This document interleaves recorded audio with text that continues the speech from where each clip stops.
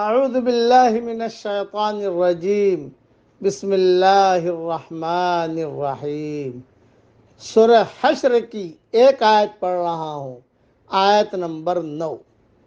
والذین تبوؤوا الدار والایمان من قبلہم يحبون من هاجر إليهم ولا يجدون في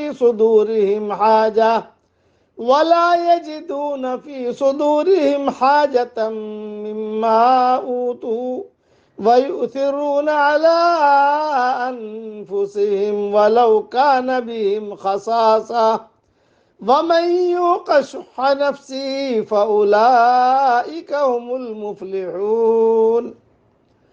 اور ان کے لیے جنہوں نے اس گھر میں یعنی مدینہ اور ایمان میں ان سے پہلے جگہ بنا لی ہے، اور اپنی طرف ہجرت کر کے آنے والوں سے محبت کرتے ہیں، اور مہاجرین کو جو کچھ دے دیا جائے اس سے وہ اپنے دلوں میں کوئی تنگی نہیں رکھتے، بلکہ خود اپنے اوپر انہیں ترجیح دیتے ہیں، گو خود کو کتنی سخت حاجت ہو۔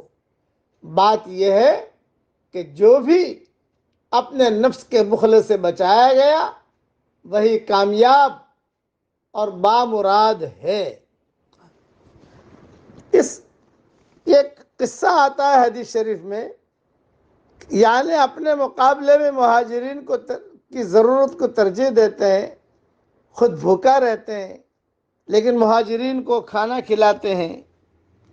جیسے حدیث شریف میں ایک واقعہ آتا ہے، رسول اللہ صلی اللہ علیہ وسلم کے پاس ایک مہمان آیا، لیکن آپ صلی اللہ علیہ وسلم کے گھر میں کچھ نہ تھا، چنانچہ ایک انصاری اسے اپنے گھر لے گیا۔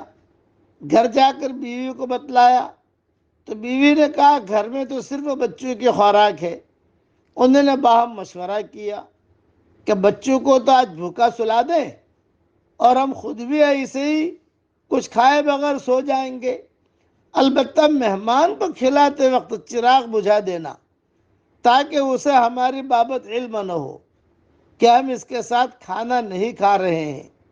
صبح جب وہ صحابی رسول اللہ صلی اللہ علیہ وسلم کی خدمت میں حاضر ہوئے تو آپ صلی اللہ علیہ وسلم نے ان سے فرمایا کہ اللہ تعالیٰ نے تم دونوں میاں بیوی کی شان میں یہ آیت نازل فرمائی ہے، وَيُسْرُونَ عَلَىٰ أَنفُسِهِمْ۔ صحیح بخاری میں تفسیر سورۃ الحشر میں یہ مضمون، یہ حدیث موجود ہے۔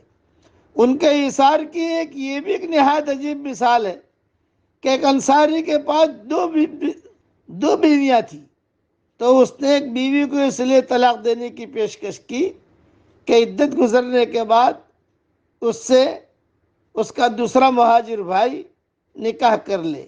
صحیح بخاری شریف میں بھی یہی مضمون موجود ہے۔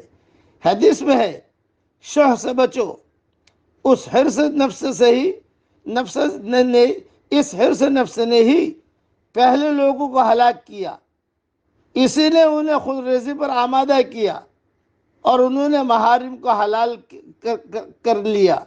صحیح مسلم میں مضمون موجود ہے۔ اس لیے آدمی دوسروں پر ترجیح دے، دوسروں کو بھی خدمت کرے۔ اس پر یہ سارا قصہ میں نے بیان کیا۔ اب پڑھ لیجئے میرے ساتھ، سبحان الملک القدوس، سبحان الملک القدوس، سبحان الملک القدوس۔ رسول اللہ صلی اللہ علیہ وسلم وتر کے بعد اسے پڑھتے تھے، اور تیسری مرتبہ ذرا دال کو تھوڑا سا لمبا کرتے تھے، سبحان الملک القدوس۔ ہاں، اب ایسے بغیر وتر کے بھی اسے پڑھ سکتے ہیں۔ اللہ تعالی ہم سب سے راضی ہو جائے، اور اللہ تعالی ہم سب کو خیر کی طرف لے چلے، اور شر سے اللہ ہم سب کی پوری حفاظت فرمائے۔ آمین۔ وآخر دعوانا ان الحمد للہ رب العالمین۔